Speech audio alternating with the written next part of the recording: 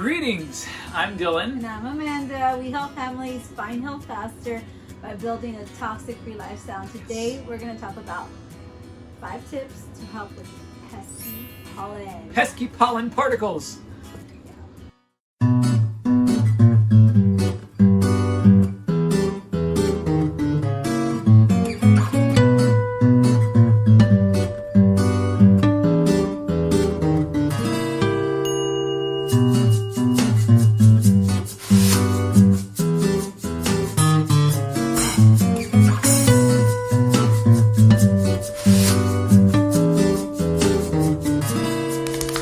Yes, this is video number 2. Boy, we're so excited to share things that have really helped in our life. And you're kind of getting in early on this, so we encourage you to subscribe to the channel. If you feel like this is content that is adding value to your life, subscribe, like this video, and also share it if perhaps you know somebody that might benefit from the things that we provide. Yeah, we also have a blog, so make sure you check that out. Instagram and Facebook too.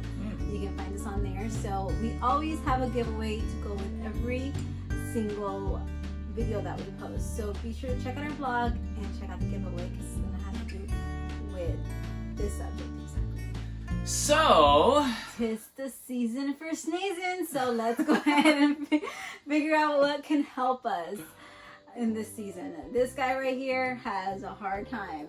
Oh man, this season. How can something so small cause such a big problem? Yeah. But man, over time I've learned a lot of things that work for me when it comes to battling pollen. Most people have issues in the spring, some have them in fall, and maybe other times of the year, but spring is really my thing for about 2 months. It's pretty ridiculous in the past. Find out what kind of pollen that causes you the most problems, if at all possible. Sometimes you can go to a doctor and they have this thing where they put all these little different needles in your back, and that's kind of extensive and really crazy. What I have found over several seasons was I download pollen apps. There's even like pollen.com. I believe that's the one. Pollen.com, they have an app where you can check it and they'll tell you the forecast for pollen from day to day. And you can see like, oh, there's a 9. Ooh, there's 12. Man, that's going to be murderous. So, and it also tells you what kind of pollen. So maybe it'd be like maple or elm or wherever you happen to live, whatever the predominant pollen is in the air, it'll tell you that as well. And so when you really struggle with, maple all the time, then you'll be like, hey, I think maybe it's maple. I don't know. So that's really helpful to know. So download an app like that, check out the pollen, and do some of your own personal research and find out what are your greatest triggers. So tip number 1 is wash your face, wash your hands, and wash your hair regularly. And don't forget to change your pillowcases and bed sheets as much as possible because that pollen stays in your bed every time you sleep. Yeah. And so be sure to wash your hair regularly. I know your hair holds a lot of pollen when you go outside. Yeah. I mean, always take a shower before you go to bed. Has always been my thing. And we change our sheets and our pillowcases daily. It's a lot of work, a lot of extra washing, whatever it might be, but it's worth it. It's worth it. Yeah. Okay, number 2 is to use local honey. So I encourage you to find a beekeeper in your area, your town, your village, your county, wherever you happen to live, somewhere in your vicinity. Find a beekeeper if possible. And buy a big jar of honey from this person, and I encourage you to take that about a teaspoon, sometimes even as much as a tablespoon a day, and start that a couple months before the season. What that will do is it will kind of help your body become a little bit used to the pollen in the air, because local honey that isn't cooked and it's raw, that's important, has actually some pollen in it, and it will help your body not be so shocked when the real deal comes flying around. The tip number 3 is to take herbs like cayenne, turmeric, ginger, just hot herbs that are going to help with those symptoms. If you go to our blog, we're going to have a lot of ways for you to take those. So make sure you check that out because we will explain in detail exactly what you're supposed to do with those herbs. We will have the link down below in the description. Sweet.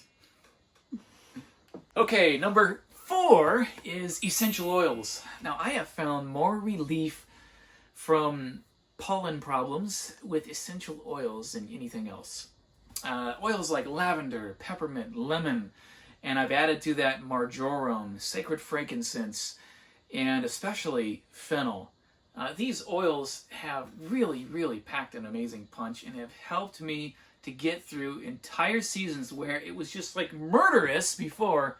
Now I go through with great ease and such relief. My word, I just feel so supported during that season, and I'm so excited about that. Man, what a awesome blessing to not deal with kind of the nasties of the things I used to use, and now I don't have nasty side effects or anything. It's just awesome. Yeah.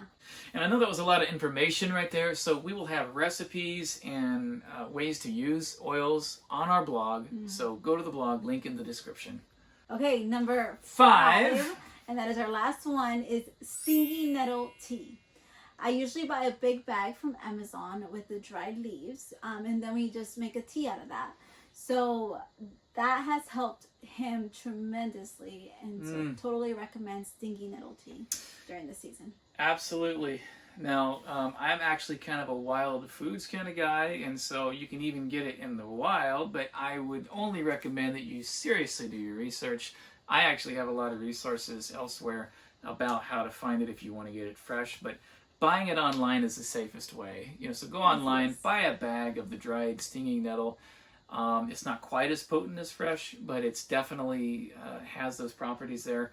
Also, there's also a plant called plantain. It's not like the big banana, but there's a very small plant. There's narrow leaf and broadleaf plantain. It actually grows in our backyard.